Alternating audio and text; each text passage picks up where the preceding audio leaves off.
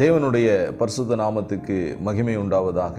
இந்த கடைசி மாதத்தின் 3வது கர்த்தருடைய நாளிலே கர்த்தருடைய வார்த்தையோடு உங்களை சந்திக்க செய்த ஆண்டவருக்கு மகிமை உண்டாவதாக. இன்னும் 16 நாட்களிலே இந்த 2024ஆம் வருஷத்தை நாம் முடிக்கப் போகிறோம். கர்த்தர் கிருபையினாலே இம்மட்டுமாக நம்மை நடத்தி வந்திருக்கிறார். இந்த வருஷத்தின் கடைசியிலே நாம் கர்த்தரிடத்தில் திரும்பும்படியாக கர்த்தர் நம்மை எதிர்பார்க்கிறார். வேறு எங்கேயோ திரும்பி கொண்டிருக்கிற நம்மை கர்த்தர் அவர் பக்கமாக திருப்ப விரும்புகிறார். ஆண்டவருக்கு நாம் முதுகை காண்பிக்காமல் கர்த்தருக்கு நாம் முகத்தை காண்பிக்க கர்த்தர் விரும்பிய இந்த வார்த்தைகள் கொடுத்திருக்கிறார். இந்த வார்த்தைகளின்படி கர்த்தர் நம்மை நடத்துவாராக. இந்த நாளுக்குரிய வேத வசனத்தை நான் உங்களுக்கு வாசிக்கிறேன். ஓசியா தீர்க்கதரிசியின் புஸ்தகம், மன்னிக்க வேண்டும், ஏசாயா தீர்க்கதரிசியின் புஸ்தகம் 31ஆம் அதிகாரம் 6வது வசனத்தை நான் உங்களுக்கு வாசிக்கிறேன். ஏசாயா தீர்க்கதரிசியின் புஸ்தகம் 31ஆம் அதிகாரம் 6வது வசனம். இஸ்ரவேல் புத்திரரே, நீங்கள் முற்றிலும் விட்டு விலகினவரிடத்தில் திரும்புங்கள்.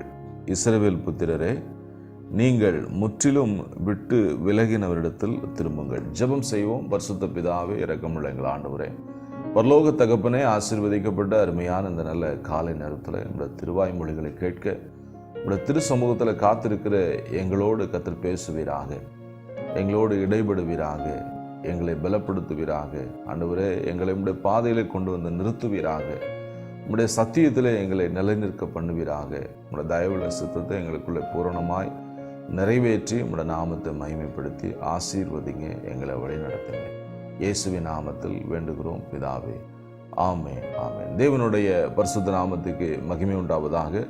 பலத்த கையினாலும் ஓங்கிய புயத்தினாலும் 430 வருஷ அடிமைத்தனத்திலிருந்து விடுவித்த தங்கள் ஆண்டவராகிய தேவனை மறந்த இஸ்ரவேல் மக்கள் மீண்டும் எகிப்துக்கு திரும்பி எகிப்தின் குதிரைகளின் மேலும் ரதங்களின் மேலும் அவர்கள் பிரியம் கொண்டு மனுஷருடைய ஒத்தாசைக்காக, உதவிக்காக அங்கே போய் நிற்பதை பார்த்த ஆண்டவர் அங்கலாய்த்து சொல்லுகிறார், இஸ்ரவேல் புத்திரரே, நீங்கள் முற்றிலும் விட்டு விலகினரிடத்தில் மீண்டும் திரும்புங்கள். இந்த வருஷத்தின் கடைசியில் இந்த வார்த்தை கதனம் கொடுத்திருக்கிறார். இந்த தீர்க்கதரிசன வசனம் கிட்டத்தட்ட 2700 வருஷங்களுக்கு முன்பதாக உரைக்கப்பட்ட ஒரு தீர்க்கதரிசன வசனம். ஏசாயா தீர்க்கதரிசி இந்த வசனத்தை இஸ்ரவேல் புத்திரருக்கு உரைக்கிறார். இந்த வசனத்தை இந்த நாளில் ஏன் கர்த்தர் நமக்கு கொடுத்தார்? இந்த நாளிலும் கர்த்தர் தம்முடைய ஜனத்தை அவர் பக்கமாக திரும்ப கர்த்தர் அழைக்கிறார். அநேகர் ஆண்டவரை விட்டு விலகி, கர்த்தர் எனக்கு நன்மை செய்யவில்லையே, இந்த வருஷத்தில் என்னை எப்படி ஆசீர்வதித்தார், நான் கர்த்தருடைய நன்மையை பார்க்கவில்லை என்ற அங்கலாய்ப்போடு அவர்கள் அநேக குறைகளை ஆண்டவர் மீது சொல்லி கர்த்தருக்கு முதுகை காண்பித்திருக்கிற இந்த சூழ்நிலையில் கர்த்தர் சொல்கிறார், நீங்கள் என்னுடைய ஜனங்கள், இஸ்ரவேல் மக்களே, சபையே, நீ என் பக்கமாய் திரும்பு. நீ யாரை விட்டு விலகினேயோ அவர்கள் பக்கமாக நீ திரும்பு என்று ஆண்டவராகிய தேவன் இந்த காலவெளியில் நமக்கு திருவாய்மொழிகளை நமக்கு கொடுத்து நமக்கு திருவிழம் பெற்றுகிறார். பிரியமானவர்களே, இந்த காலவெளியில் ஆண்டவரிடத்தில் திரும்பும்படியாக கர்த்தர் நம்மை அறைகூல் விட்டு அழைக்கிறார். நீங்கள் ஆண்டவர் பக்கமாக திரும்புங்க அப்படின்னு சொல்லி இந்த காலவெளியில் பரிசுத்தாவி நமக்கு சொல்லுகிற அந்த வார்த்தைகளை நாம் இருதயத்தில் ஏற்றுக்கொண்டு நம் ஆண்டவரை விட்டு திரும்பியிருந்தோமானால் தயவு செய்து கர்த்தருடைய சமூகத்துக்கு நேராக திரும்ப நாம் தீவிரப்படுவோம். கர்த்தர் நம்மை ஆசீர்வதிப்பாராக. எதை விட்டு நாம் திரும்ப வேண்டும் என்று ஆவியானவர் அந்த காலவெளியில் சொல்லியிருக்கிறார். முதலாவது, நாம் எதை விட்டு திரும்ப வேண்டும் என்று சொன்னால் பின்மாற்றத்தை விட்டு திரும்ப வேண்டும். எகிப்தின் அடிமைத்தன வாழ்க்கைக்கு மீண்டும் போவதற்கு, பாவத்தின் அடிமைத்தனத்திற்கு மீண்டும் நம்மளை தள்ளுவதற்கு பிசாசு இந்த நாட்களில் அதிகமாக தீவிரமாக போராடி கொண்டிருக்கான். விட்ட பழைய பாவங்களுக்குள்ளே தள்ளி மீண்டும் நம்மை அசுசிப்படுத்த, பழைய சாபத்துக்குள்ளே கொண்டு போய் சிக்க வைப்பதற்காக பிசாசு தீவிரமாக போராடி கொண்டிருக்கிறான். இந்த காலவெளியில் நாம் விழித்துக்கொள்வோம். நாம் விழித்துக்கொண்டு கர்த்தரிடத்தில் திரும்புவதற்கு நாம் தீவிரப்பட வேண்டும். யோனா தீர்க்கதரிசன புஸ்தகத்தில் 3ஆம் அதிகாரம் 8வது வசனத்தின்படி பொல்லாத வழியை விட்டு நாம் திரும்ப வேண்டும். எதை விட்டு திரும்ப வேண்டும்? பொல்லாத வழிகளை விட்டு நாம் திரும்ப வேண்டும் என்று ஆண்டவர் எச்சரிக்கிறார். பொல்லாத வழிகள், நினைவே பட்டணத்தாருடைய வழிகள் கர்த்தருக்கு உகந்ததாக இல்லை. அவருடைய அக்கிரமம் தேவனுடைய சமூகத்தில் போய் எட்டினது என்று வாசிக்கிறோம். அவ்வளவு அகோரமான கொடுமையான வாழ்க்கை அவர்கள் வாழ்ந்தார். அவர்கள் கைகளில் கொடுமை காணப்பட்டது, அநீதி காணப்பட்டது. ஜனங்கள் கொடுமைப்படுத்தப்பட்டார்கள். அநீதியான வாழ்க்கையிலே அவர்கள் தீவிரமாய் அவர்கள் கடந்து போனாங்க. அவர்களை பார்த்து ஆண்டவர் சொல்லுகிறார், நீங்கள் சீக்கிரமாக ஆண்டவர்கிட்ட திரும்புங்க அப்படின்னு ஆண்டவர் சொல்கிறார். அந்த நினைவே பட்டணத்துடைய ராஜா ஒரு கட்டளை போடுகிறார். முழுமையான கம்ப்ளீட் உபவாசத்துக்குள்ள எல்லாரும் வரணும். மிருக ஜீவன்கள் முதற்கொண்டு முழுமையான உபவாசத்துக்குள்ள வரணும். எல்லாரும் ரெட்டு போத்தி இருக்கணும். மூன்றாவதாக தேவனை நோக்கி உரத்த சத்தமாய் கூப்பிட வேண்டும். காலவெளியில் கர்த்தர் இதை கூட நம்மத்தில் உணர்த்துகிறார். இந்த வருஷத்தின் கடைசி நாட்களில் உபவாசத்தோடு தேவ சமூகத்தில் காத்திருப்போம். உபவாசம் என்று சொன்னால் தேவனோடு வாசம் பண்ணுகிறதான அனுபவம். பட்டினி இருக்க வேண்டும் என்று ஆண்டவர் சொல்லலை. நிறைய பேர் சாப்பிடாம தங்கள் சொந்த வேலையை பார்த்துருக்காங்க. அது கிடையாது உபவாசம். உபவாசம் என்பது உணவை தவிர்த்து வேலையெல்லாம் நிறுத்தி தேவ சமூகத்தில் காத்திருப்பது, தேவன் பேசும்படியாக அமர்ந்திருப்பது, தேவ சமூகத்தில் நம்முடைய இருதயத்தை ஊற்றி ஜெபிப்பது தான் உபவாசம். அப்படிப்பட்ட முழுமையான உபவாசத்துக்குள்ளே இந்த வருஷத்தின் கடைசி நாட்களுக்குள்ளே நாம் தேவனிடத்தில் திரும்ப வேண்டும். இரண்டாவதாக நாம் ரெட்டு போத்தி நம்மை தாழ்மைப்படுத்தி தேவனை நோக்கி நாம் கதற வேண்டும். தேவனை நோக்கி உரத்த சத்தமாய் கூப்பிட வேண்டும். இப்படிப்பட்ட கட்டளைகளை நினைவே பட்டணத்தை ராஜா போட்டான். உடனடியாக அந்த கட்டளைக்கு கீழ்ப்படிந்த மக்கள் ஆண்டவர் நோக்கி கதறினாங்க. தங்கள் பொல்லாத வழியை விட்டு திரும்பினாங்க. தங்களுடைய கைகள் இருக்கிற கொடுமைகள் விட்டு திரும்பினாங்க. சுய வழியை விட்டு திரும்பினாங்க. அநீதியிலிருந்து அவங்க திரும்பினாங்க. கர்த்தர் மனம் மாறினார். நினைவே பட்டணத்துக்காக கர்த்தர் செய்ய நினைத்த தீங்கை விட்டு கர்த்தர் மனம் மாறினார் என்று வாசிக்கிறோம். பிரியமானவர்களே, கர்த்தர் யாரை குறித்தும் கவலைப்பட மாட்டார். யோனாவை குறித்து கர்த்தர் கவலைப்படவே இல்லை. யோனாவுக்கு அது எரிச்சலா இருந்தது. ஆனால் கர்த்தர் தம்முடைய ஜனத்தின் மேலே ஆதரவாக இருந்தார். கர்த்தர் தம்முடைய ஜனத்துக்கு அவர் இறங்குகிறவராக இருந்தார். மனம் திரும்புகிற ஒரே பாவி நிமித்தம் பரலோகம் சந்தோஷப்படுகிறதை போல பரலோகத்தின் தேவன் நமக்காக அவர் எல்லாவற்றையும் செய்து முடிக்கிற ஆண்டவராக அந்த காலவெளியில் நாம் கர்த்தருடைய கரத்தில் நம்ம ஒப்பு கொடுப்போம். நாம் நம்முடைய கைகளின் கொடுமைகளை விட்டு, அநீதியை விட்டு, நம்முடைய பொல்லாத வழிகளை விட்டு நாம் திரும்ப வேண்டும். எதிலிருந்து நாம் மனம் திரும்ப வேண்டும் என்று சொன்னால் ஏசாயா 31:1 பின்மாற்றத்திலிருந்து நாம் மனம் திரும்ப வேண்டும். அங்கே சொல்லப்பட்டிருக்கிறது 31 ஏசாயா 1 சகாயமடிம்படி இஸ்ரவேலருடைய பரிசுத்தரை நோக்காமலும் கர்த்தரை தேடாமலும் எகிப்துக்கு போய் குதிரைகள் மேல் நம்பிக்கை வைத்து ரதங்கள் அநேகமாக இருப்பதனால் அவைகளை நாடி குதிரை வீரர்கள் மகா பலசாலிகளாக இருப்பதனால் அவர்களை நம்பிக்கொண்டிருக்கிறவர்களுக்கு ஐயோ. ஐயோ என்று சொன்னால் ஆபத்து வரும் என்று அர்த்தம். தேவனை விட்டு விலகுகிறவர்கள், பின்மாற்றத்துக்குள்ளே போகிறவர்கள், விட்ட பழைய பாவங்களுக்குள்ளே போகிறவர்களுக்கு ஐயோ. பின்மாற்றத்தை விட்டு நாம் மனம் திரும்ப வேண்டும் என்று ஆண்டவராகிய தேவன் இந்த காலவெளியிலே அறிவுறுத்துகிறார். பின்மாற்றத்துக்குள்ளே நாம் போய்விடக்கூடாது. நாம் தேவனை நோக்கி கதற வேண்டும். தேவனுடைய சமூகத்தில் நாம் திரும்ப வேண்டும். தேவனை நோக்கி பார்க்க பரிசுத்தாவின் நமக்கு உதவி செய்வார். எரேமியா 17:9 கர்த்தரை விட்டு விலகுகிற இருதயத்தை நாம் அகற்ற வேண்டும். தேவனிடத்தில் ஜெபிக்க வேண்டும். தேவனிடத்தில் முழு மனதோடு திரும்புகிறவர்களுக்கு தேவன் உதவி செய்கிறார். அவர்களை மீண்டும் ஆண்டவர் அங்கீகரிக்கிறார். தேவனை விட்டு பின்வாங்கி போனவர்கள், தேவனை விட்டு விலகினவர்கள் மீண்டும் அவரிடத்தில் வரும்போது கர்த்தர் அங்கீகரிக்கிறார். லூக்கா சுவிசேஷம் 15 இளைய குமாரன் தேவனை விட்டு தகப்பனை விட்டு பின்வாங்கி போனான். தகப்பனோட சொத்துக்களாக வாங்கிட்டு எல்லாவற்றையும் போய் அழித்து போட்டு அவன் பன்றி மேய்க்கிற வேலைக்கு போய் பன்றி திங்கிற தவிட்ட கூட கிடைக்காம கஷ்டப்பட்டதுனால அவனுக்கு புத்தி தெளிந்தது. புத்தி தெளிந்து மீண்டும் தகப்பன் வந்தபோது தகப்பன் அவனை அன்பாக ஏற்றுக்கொண்டான். அவனை அங்கீகரித்து கொண்டான். இந்த கால வேளையில் கர்த்தர் நம்மை அங்கீகரித்துக் கொள்ள ஆயத்தமாக இருக்கிறார். நம்மை அணைத்துக் கொள்ள நம்முடைய சிலுவையின் ஆதர் இயேசு ஆயத்தமாக இருக்கிறார். இயேசு அன்பு தெய்வம். அவர் யாரையும் புறம்பே தள்ளிவிடுகிற தேவன் அல்ல. அவர் நறுங்குண்டதுமான இருதயத்தை ஆண்டவர் புறக்கணியாத தேவன். அவரிடத்தில் நாம் நெருங்கி வர வேண்டும். நிச்சயமாக கர்த்தர் நம்மை அங்கீகரிக்கிறார். நாம் முதலாவது கைகளின் கொடுமையிலிருந்து, நம்முடைய தாறுமாறான வழிகளிலிருந்து நாம் திரும்ப வேண்டும். பின்மாற்றத்திலிருந்து இரண்டாவதாக நாம் திரும்ப வேண்டும். கடைசியாக யாரிடத்தில் நாம் திரும்ப வேண்டும்? ஏசாயா 55:7 மன்னிப்பதிலே தயை பெருத்த ஆண்டவரிடத்தில் நாம் திரும்ப வேண்டும். பிரியமானவர்களே, நம்முடைய ஆண்டவர் மன்னிப்பதில் தயை பெருத்தவர். அவர் கொடுங்கோல் அரசன் அல்ல. அவர் தண்டிப்பதிலே குறியாயிருக்கிற தேவன் அல்ல. அவர் மன்னிக்கிற தேவன். அவரது திரளான மன்னிப்பு, திரளான மீட்பு உண்டு. ஆண்டவர் எப்பேற்பட்ட பாவியும் மன்னித்து அவனை கர்த்தர் அங்கீகரிக்கிறார். இந்த காலவெளியில் பின்மாற்றத்தில் நீங்கள் போயிட்டீங்களா? நீங்கள் கவலைப்படாத வேண்டாம். நீங்கள் உடனடியாக கர்த்தர்ட்ட திரும்புங்க. பழைய பாவங்கள் அறிக்கிட்டு நம் கர்த்தர்ட்ட திரும்ப வேண்டிய சமயம் இது. வருஷத்தின் கடைசியில் வந்திருக்கிறோம். நீங்கள் எங்கேயோ திரும்பி நிற்காதீங்க. வருஷத்தின் கடைசியில் கர்த்தர்ட்ட திரும்புவோம். புதிய ஆசீர்வாதத்தை நாம் பெற்றுக்கொள்ள ஆயத்தமாகும். 2025 வருஷம் நமக்கு பிரகாசமான எதிர்காலத்தை, நல்ல நன்மைகளை ஆயத்தம் பண்ணி கர்த்தர் வைத்திருக்கிறார். தம்முடைய ஜனத்துக்கென்று ஒரு அறுப்பு காலத்தை கர்த்தர் நியமித்து வைத்திருக்கிறார். யூதாவே, கர்த்தருடைய சபையே, உனக்கென்று ஒரு அறுப்பு காலம் நியமிக்கப்பட்டிருக்கிறது. தேவனிடத்தில் திரும்புவோம். ஆண்டவருடைய ஆசீர்வாதங்களை பெற்று அனுபவிக்க கர்த்தர் உங்களை அழைக்கிறார். ஆண்டவருடைய திரளான மீட்புக்கு நேராக திரும்புவோம். நாம் கர்த்தரை விட்டு விலகின காரியங்களாம் மறந்து ஆண்டவர்கிட்ட மன்னிப்பு கேட்டு, ஆண்டவரே என்னை உம்முடைய சேர்த்து கொள்ளுங்கப்பா. விரோதங்களை விட்டு நாம் தேவனிடத்தில் திரும்ப வேண்டும். நமது பழைய நிலைகளை, பழைய பகைகளை, பழைய நினைவுகளை விட்டு நாம் மன்னிக்கிற தேவனிடத்தில் திரும்ப வேண்டும். லூக்கா 23:34 சிலுவையில் இயேசு இவர்களுக்காக மன்னியும் ஆண்டவரே, தாங்கள் செய்வது என்னதென்று அறியாதிருக்கிறார்கள், இந்த ஜனங்களை மன்னி ஆண்டவர் என்று சொல்லி சிலுவை ஆண்டவராகிய தேவன் இயேசு தன்னை சிலுவையில் அறைந்தவர்களுக்காக அவர் மன்னிப்புக்காக ஜெபித்தார். பிரியமானவர்களே, நாமும் கூட மன்னிக்க வேண்டியவர்களை மன்னிப்போம்.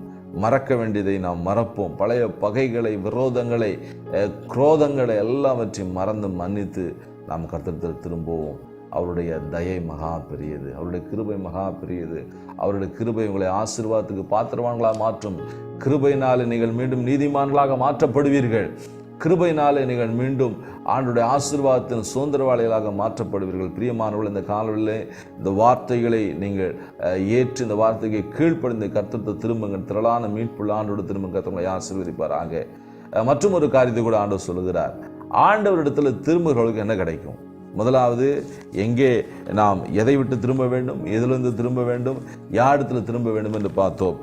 எதை விட்டு திரும்ப வேண்டும்? கைகளின் கொடுமையை விட்டு, தாறுமாறான வழிகளை விட்டு, நினைவே பட்டணத்தாரை போல நாம் மனம் திரும்ப வேண்டும். இரண்டாவது, எதிலிருந்து மனம் திரும்ப வேண்டும்? பின்மாற்றத்திலிருந்து நாம் மனம் திரும்ப வேண்டும். எகிப்துக்கு போகிற வாழ்க்கையிலிருந்து மனம் திரும்ப வேண்டும். யாரிடத்துல நாம் மனம் திரும்ப வேண்டும்? மூன்றாவதாக, திரளான மீட்பு உள்ள ஆண்டவர், திரளான மன்னிப்பதில் தயை பெருத்த ஆண்டவரிடத்தில் நாம் திரும்ப வேண்டும். இப்படி திரும்பினால் என்ன நடக்கும்? என்ன நடக்கும்? இப்படி திரும்பினால் கிடைக்கிற முதல் ஆசீர்வாதம், ஓசையா தீர்க்கதரிசியின் புஸ்தகம் 6:1 கர்த்தர் நம்மை குணமாக்குகிற ஆண்டவராயிருக்கிறார். அல்லேலூயா. ஆண்டவரிடத்தில் திரும்புகிறவர்களை கர்த்தர் குணமாக்குகிறார். குணமாக்குகிற வல்லமை இயேசுவிடத்தில் உண்டு. சங்கீதம் 147:3 இருதயம் நொறுங்குண்டவர்களை இயேசு குணமாக்குகிறார். அவருடைய காயங்களை கட்டுகிறார். நொறுங்குண்டதுமான நறுங்குண்டதுமான இருதயத்தை கர்த்தர் புறக்கணியாத தேவனாக. சங்கீதம் 51:17 நொறுங்குண்ட இருதயத்தை கர்த்தர் அங்கீகரித்துக் கொள்கிறார், ஏற்றுக்கொள்கிறார். ஏசாயா 19:22 கர்த்தரிடத்தில் நாம் மனம் திரும்பி விண்ணப்பம் பண்ணும்பொழுது கர்த்தர் நம்மை குணமாக்குகிறார். பிரியமானவர்களே, நீங்கள் செய்கிற விண்ணப்பம் உங்களை குணமாக்கும். எப்போ செய்கிற விண்ணப்பம்? நீங்கள் மனம் திரும்பி செய்கிற விண்ணப்பம், வசனத்துக்கு கீழ்ப்படிந்து செய்கிற விண்ணப்பம். தன்னுடைய வசனத்தை, என்னுடைய வசனத்தை கேளாதனுடைய ஜெபம் எனக்கு அருவருப்பானது என்று சொல்லுகிறார். வசனத்துக்கு கீழ்ப்படியாம நாம ஜெபிக்கிற ஜெபம், உங்களுக்காக மற்றவர்கள் ஜெபிக்கிற ஜெபத்தினாலே 1% கூட பலன் இல்லை. நீங்க மனம் திரும்பி நீங்க உங்களுக்காக ஜெபிக்கிற ஜெபம் மிக பவர்ஃபுல்லான ஜெபம். கர்த்தர் அந்த ஜெபத்தினால் உங்களை குணமாக்குவார். அப்போஸ்தலர் 10:38 பிசாசின் வல்லமையில் அகப்பட்டவர்களை கர்த்தர் குணமாக்குகிறார். அப்போனா பிசாசின் வல்லமையில் அகப்படுகிறவர்களுடைய ஆரோக்கியம் பறிபோகிவிடும். பிசாசின் வல்லமையினால் நீங்க ஆட்கொள்ளப்பட்டீங்கன்னா பிசாசு கொல்லுவான், அழிப்பான். அதுதான் அவனுடைய வேலை. பிசாசின் வல்லமை ஆரோக்கியத்தை பறித்து விடும். இயேசுவின் பரிசுத்த ஆவியுடைய வல்லமை, பரலோக ஆவியானுடைய வல்லமை உங்களை ஆரோக்கியப்படுத்தும். நீங்க ஆரோக்கியமா இருக்கணுமா, நீங்க சுகமா இருக்கணுமா, நீங்க சந்தோஷமா இருக்கணுமா, நீங்க நீண்ட ஆயுசுலலாம் வாழணுமா, பரிசுத்த ஆவியானை பெற்றுக்கொள்ளுங்க. பரிசுத்தாவியின் வல்லமை உங்களை ஆரோக்கியப்படுத்தும். ஆவியில ஆரோக்கியம், சரீரத்தில் ஆரோக்கியம், ஆத்துமாவில் ஆரோக்கியத்தை கொடுப்பது பரிசுத்த ஆவியானோட வல்லமை. அந்த வல்லமை நீங்க பெற்றுக்கொள்ளுங்க. நிச்சயமாக நீங்க ஆரோக்கியமா இருப்பீங்க. கர்த்தர் உங்களை குணமாக்கி நடத்துவார். பரிசுத்தாவின் வல்லமையில நிரம்பி இருப்பவர்கள் ஆரோக்கியத்தால் நிரம்பி இருக்கிறாங்க. இரண்டாவதாக, ஆண்டவரிடத்தில் திரும்புகிறவர்களை கர்த்தர் காயம் கட்டுகிறார். ஓசியா 6:1 நம்முடைய ஆண்டவர் காயம் கட்டுகிறார். ஏசாயா 53:5 நமக்காக காயப்பட்ட இயேசு, நமக்காக காயங்களை ஏற்றுக்கொண்டார், நமக்காக காயப்பட்டார், நமக்காக அடிக்கப்பட்டார், நமக்காக நொறுக்கப்பட்டார். அவருக்கு நம்முடைய காயம் எப்படின்னு தெரியும். நீங்க காயப்பட்டிருக்கிறீங்களா? சரீரத்திலேயோ மனதிலேயோ நீங்க காயப்பட்டிருக்கிறீங்களா? உங்க காயத்தை நன்றாக உணர்ந்திருக்கிற ஆண்டவர், உங்களுடைய காயத்தின் ஆழம் எவ்வளவு, அதனுடைய தாக்கம் எவ்வளவு, அதனுடைய வேதனை எவ்வளவு என்பதை நன்றாக அறிந்த ஒரே தெய்வம் இரட்சகராகிய இயேசு கிறிஸ்து. ஏனென்றால் அவர் நமக்காக காயப்பட்டார். நமக்காக காயப்பட்டவர்கள் தான், காயத்தை அனுபவித்தவர்கள் தான் நம்முடைய காயத்தை உணர்ந்து கொள்ள முடியும். இயேசு நமக்காக மனதளவிலும் காயப்பட்டார், சரீரத்திலும் காயப்பட்டிருக்கிறார். இயேசு விபரீதங்களை சகித்தார், சிலுவையை சகித்தார், பாவிகளால் செய்யப்பட்ட விபரீதங்களை சகித்தார். இயேசுடைய விழாவில் ஈட்டியில் குத்துனாங்க, தலையில் முள்கிடம் வச்சு அடித்தாங்க, அவருடைய கைகளிலும் கால்களில் ஆணிகளை கடாவப்பட்டது, 39 சாட்டை அடிகளை வாங்கியிருக்கிறார், அநேக நிந்தனைகளை பாடுகளை மனதளவில் அவர் சகித்திருக்கிறார். இப்படி சகித்த ஆண்டவர் நிச்சயமாக உங்கள் பாடு என்னன்னு தெரியும், உங்கள் வேதனை என்னன்னு தெரியும், உங்கள் காயம் என்னன்னு தெரியும். ஆண்டவர் காயங்களை கட்டுகிற ஆண்டவராக 1 சாமுவேல் 1ஆம் அதிகாரத்தில் காயப்பட்டு வந்த அன்னாளை மீண்டும் காயப்படுத்தின ஏலியின் மத்தியில் கர்த்தர் அவருடைய காயங்களை ஆற்றினார். அன்னாள் இடத்துல ஏற்கனவே காயப்பட்டு ஆலயத்தில் வந்தால் ஜெபித்தா என்னுடைய காயம் மாறும் என்று ஆலயத்தில் வந்து ஜெபித்த அன்னாளை மீண்டும் காயப்படுத்தினார் ஏலி. பிரதான ஆசாரியனாகிய ஏலி மீண்டும் காயப்படுத்தினார். அந்த ஆசாரியனாகிய ஏலியினுடைய காயத்தையும் கர்த்தர், அந்த ஏலியினாலே ஏற்பட்ட காயத்தையும் கர்த்தர் ஆற்றினார். அவருடைய வாழ்க்கையில் ஏற்பட்ட காயத்தையும் கர்த்தர் ஆற்றி அவளை பிள்ளைத்தாட்சி ஆக்கினார். அவளுக்கு கர்த்தர் புத்திர பாக்கியத்தை கொடுத்தார். அவளுடைய நிந்தனை கர்த்தர் நீக்கினார், ஒரு கொம்பை உயர்த்தினார். பிரியமானவர்களே, உங்கள் காயத்தை ஆற்றி உங்கள் கொம்பை உயர்த்துவதற்கு நீங்கள் ஆண்டோட திரும்புங்க. நிச்சயமாக கர்த்தர் உங்களுக்கு அற்புதம் செய்வார். 3ஆவதாக தேவனிடத்தில் திரும்புவதற்கு என்ன நடக்கும்? அவர் அவர்களை உயிர்ப்பிக்கிறார். ஓசியா 6ஆம் அதிகாரம் 2வது வசனம், கர்த்தர் நம்மை உயிர்ப்பிக்கிற ஆண்டவர் இருக்கிறார். நமது இரட்சகராகிய இயேசு கிறிஸ்து மரணத்தை வென்றவர், பாதாளத்தை ஜெயித்தவர். மரணத்தின் திறவுகோல் இயேசுவிடம் உண்டு. நீங்கள் மரணத்தை பார்த்து பயப்பட வேண்டாம், கொரோனாவை பார்த்து பயப்பட வேண்டாம், டெங்குவை பார்த்து பயப்பட வேண்டாம், உலகத்தின் வியாதிகளை, கொள்ளை நோய்களை பார்த்து, பஞ்சங்களை பார்த்து, யுத்தங்களை பார்த்து நாம் பயப்பட வேண்டிய அவசியம் இல்லை. நம்முடைய ஜீவன் நம்முடைய இரட்சகராக இயேசுவுடைய கரத்தில் பத்திரமா இருக்கிறது. மரணத்தின் திறவுகோல் எல்லாவற்றையும் அவர் வச்சிருக்க. அவர் திறக்காம எந்த மரணமும் நிகழாது. சின்ன பிராணியுடைய மரணத்தினுடைய திறவுகோல் அவர் கையில் வச்சிருக்கிறார். எல்லாருடைய சுவாசத்தையும் கரத்தில் வைத்திருக்கிறார். நம்முடைய சுவாசம் கர்த்தருடைய கரத்தில் இருக்குது. நாங்கள் ஏன் ஊழியக்காரங்க தைரியமாக எல்லாருமே தலைமையில் கை ஜெபம் பண்ணுறோம்? எங்கள் ஜீவனுடைய திறவுகள் அவர் கையில் இருக்குது. எங்களை யாரும் தொற்ற முடியாது. அவரை மீறி யாரும் எங்கள் மேலே கை வச்சிட முடியாது. எங்களுடைய எல்லா கண்ட்ரோலும் அவர் வச்சிருக்கிறார், உள்ளங்கையில் வரைஞ்சிருக்கிறார். உங்களையும் அப்படி தான். உங்களுடைய ஜீவன் கர்த்தர் பத்திரமா இருக்குது. நாங்கள் ஏன் வியாதியில் மரணத்துக்கு ஏதுவானவர்கள் மேலே தலைமையில் கை வச்சு ஜெபிக்கிறோம்? அவர்கள் ஜீவனுக்காக ஜெபிக்கிறோம், வியாதிக்காக ஜெபிக்கிறோம். எங்களுடைய ஜீவன் அவருக்கு எங்களை அபிஷேகம் பண்ணி வைத்திருக்கிறார். எங்களுடைய ஜீவன் கர்த்தருடைய கரத்தில் பத்திரமா இருக்கிறது. ஆரோக்கியம் கர்த்தருடைய கரத்தில் பத்திரமா இருக்கிறது. அந்த அந்த அந்த தைரியம், அந்த விசுவாசத்தின் அடிப்படையில் நாங்கள் கை வச்சு ஜெபிக்கிறோம். கர்த்தர் உங்களையும் அப்படியே நடத்துவாராக. உங்களுடைய சுவாசம் கர்த்தருடைய கரத்தில் பத்திரமா இருக்கிறது. மரணத்துக்கு ஏதுவான, சாவுக்கு ஏதுவான அந்த சரீரத்தை உயிர்ப்பிக்கிற வல்லமை தேவனிடத்தில் இருக்கிறது. ரோமர் 8ஆம் அதிகாரம் 11 எசேக்கியேல் 37:12 படி நம்முடைய ஆண்டவர் பிரேத குழியிலிருந்து நம்மை தூக்க வல்லமை உள்ள தேவனாக இருக்கார். நீங்கள் செத்து போய் உங்களை அடக்கம் பண்ணுற சூழ்நிலை வந்தாலும், அடக்கம் பண்ணி குடிக்கல இறக்குனாலும் அதுலேருந்து உங்களை உயிர்ப்பிக்க தேவனுடைய வல்லமை ரெடியாக இருக்கிறது. நீங்கள் எதை குறித்தும் கவலைப்பட வேண்டிய அவசியம் இல்லை. ஆண்டோட திரும்பினீங்கன்னா மரண படுக்கையிலிருந்து கர்த்தர் உங்களை உயிர்ப்பிப்பார். மரண குழியிலிருந்தும் கூட கர்த்தர் உங்களை தூக்க உண்மையுள்ளவராக இருக்கிறார். லாசருவை மரித்து 4 நாளாய் அடக்கம் பண்ணி அந்த கல்லறையில் கல்லெல்லாம் வச்சு மூடிட்டாங்க. இருந்தாலும் தேவ சித்தம் அவனை மீண்டும் உயிரோடு எழுப்புவது. உங்களை குறித்து தேவ திட்டம். இதுக்கு முன்பதாக பிசாசு உங்களை மரண குழியில் தள்ளினாலும் கர்த்தர் அதை உங்களை தூக்கி எடுத்துருவார். அவ்வளோ பெரிய வல்லமை யாருக்கு வெளிப்படும்? அவர்கிட்ட நீங்கள் திரும்பினீங்கன்னா அந்த வல்லமை உங்களுக்கு வெளிப்படும். ஆண்டோட திரும்புங்க. 4ஆவதாக உங்களை எழுப்புவார். 3ஆம் நாளில் உயிரோடு எழுந்த ஆண்டவர் நிச்சயமாக நம்ம எழுப்புவார். ஓசியா 6ஆம் அதிகாரம் 2வது வசனத்தில் நம்ம உயிரோடு எழுப்புகிற ஆண்டவர். தானியேல் 12:2 நீங்கள் வாசிச்சு பார்த்தீங்கன்னா அதில் சொல்லப்பட்டிருக்கு, பூமியின் தூளிலே நித்திரை பண்ணுகிறவர்கள் எல்லாரும் எந்திரிப்பாங்களாம். எல்லாரும் எந்திரிப்பாங்க. நன்மைக்கு எந்திரிப்பாங்க, தீமைக்கு எந்திரிப்பாங்க, அழிவுக்கு எந்திரிப்பாங்க. அவங்க ஜீவனுக்கு, நித்திய ஜீவனுக்கு, நித்திய ஆக்கினைக்கு எல்லாரையும் கர்த்தர் எழுப்புவார்.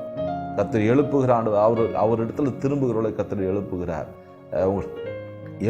எழும்ப செய்வார். இந்த வருஷத்தின் கடைசியில் நீங்கள் எழும்ப வேண்டும். உங்களுக்குள்ள ஒரு எழுப்புதல் வேண்டும். தூசி உதறிட்டு நீங்கள் எந்திரிக்கணும். அநேக பேர் எந்திரிக்க முடியாமல் இருக்க காரணம் சின்ன தூசி தான். இந்த சின்ன தூசி உங்களை எழும்பி பிரகாசிக்க முடியாத அளவுக்கு தடுக்குது. அந்த தூசியெல்லாம் உதறிட்டு நீங்கள் எந்திரிக்கிறது கர்த்தர் உங்களை உதவி செய்வார். கர்த்தர் உங்களை எழுப்புவார். நீங்கள் அவர்கிட்ட திரும்பினீங்கன்னா கர்த்தர் உங்களை எழுப்புவார், உங்களை பிரகாசிக்க செய்வார். 5ஆவதாக அவருடைய சமூகத்தில் நாம் பிழைத்திருக்கும்படி செய்வார். அவருடைய சமூகத்தில் நாம் பிழைத்திருக்கும்படி செய்வார். நித்தியமாக அவருடைய சமூகத்தில் பிழைத்திருக்க செய்வார். பரலோக பாக்கியத்தை கொடுப்பார். ஆண்டவராகிய தேவன் நம்மை பிழைத்திருக்கிற செய்கிற தேவன். சங்கீதங்கள் புத்தகம் 23ஆம் செய்த கடைசி வசனம் வாசிக்கிறோம். என் ஜீவனுள்ள நாளெல்லாம் நன்மையும் கிருபையும் என்னை தொடரும். நான் கர்த்தருடைய வீட்டிலே நீடித்த நாட்களாய் நிலைத்திருப்பேன். நீடித்த நாட்களால் உங்களை திருப்தியாக்குவார். ஆண்டவருடைய வீட்டில் நீடித்த நாட்களாய் பரலோக பாக்கியத்தை உங்களுக்கு கொடுப்பார். யாருக்கு? அவர்கிட்ட திரும்புகிறவங்களுக்கு. நீங்கள் அவருக்கு முதுகு காமிக்காமல் முகத்தை காண்பீங்க. நீங்கள் அவரை விட்டு விலகினீங்கன்னா அவர்கிட்ட முற்றிலுமாக திரும்புங்க. கர்த்தர் உங்களுக்கு பரலோக பாக்கியத்தை கொடுப்பார். ஆண்டவர் விட்டு விலகிறவர்களுக்கு பரலோக பாக்கியத்தை இழந்து விடுகிறார்கள். தேவனிடத்தில் மீண்டும் திரும்பிவர்களுக்கு திரும்பவும் கர்த்தர் பரலோக பாக்கியத்தை கொடுக்கிறார். ஆண்டவருடன் நாம் திரும்பவும் நிச்சயமாக கர்த்தர் நம்மை ஆசீர்வதிப்பாராக. தேவனிடத்தில் திரும்புகிறவர்களுக்கு 5 விதமான ஆசீர்வாதங்கள். முதலாவது நம்மை குணமாக்குகிறார். 2வது நம்முடைய காயங்களை கட்டுகிறார். 3வது நம்மை உயிர்ப்பிக்கிறார். 4வது நம்மை எழுப்புகிறார். 5வது அவருடைய சமூகத்தில் நம்மை நிலைத்திருக்கும்படி செய்வார். கர்த்தருடைய வசனப்படி உங்களை ஆசீர்வதிப்பாராக. நாம் இந்த வருஷத்தின் கடைசி நாட்களில் கர்த்தரிடத்தில் திரும்புவோம். பின்மாற்றத்தை விட்டு திரும்புவோம். கைகளின் கொடுமைகளை விட்டு திரும்புவோம். தாறுமாறான வழிகளை விட்டு திரும்புவோம். நமக்கு நிறைய மன்னிப்பு கொடுக்கிற ஆண்டவரிடத்தில் திரும்புவோம். நிச்சயமாக கர்த்தர் நம்மை ஆசீர்வதிப்பார். பின்மாற்றத்திலிருந்து திரும்ப கர்த்தர் உங்களுக்கு உதவி செய்வாராக, உங்களை நடத்துவாராக.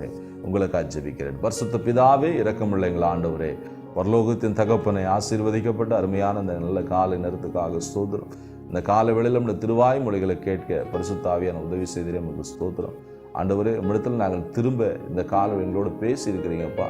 ஆண்டவரே, நாங்களும் இன்னும் திரும்ப வேண்டிய காரியங்களை விட்டு முற்றிலுமாக உம்மிடத்தில் ஆண்டவரப்பா பற்றி பிடித்து ஆண்டவரை கொடுக்குற ஆசீர்வாதங்களாம் அனுபவித்து உம்மோடு இணைந்து வாழ, உம்முடைய ராஜ்யம் வந்து சேர, உம்முடைய சித்தத்தை இந்த பூமியில் நிறைவேற்றி பரலோகம் வந்து சேர எங்கள் எல்லாருக்கும் உதவி செய்யும். இந்த வார்த்தையில் கேட்டும் பிள்ளைகளை பிதா குமாரன் பரிசுத்தாவின் நாமத்தில் ஆசீர்வதித்து ஜெபிக்கிறேன். உம்முடைய கரம் பிள்ளைகளோடு கொடுக்கிறேன். இயேசுவின் நாமத்தில் வேண்டுகிறோம் பிதாவே. ஆமென், ஆமென். God bless you. சேனலை சப்ஸ்கிரைப் பண்ணுங்க, எல்லாருக்கும் ஷேர் பண்ணுங்க. எல்லாருக்கும் பிரயோஜனமாக இருக்கட்டும். கர்த்தர் உங்களை ஆசீர்வதிப்பார். God bless you.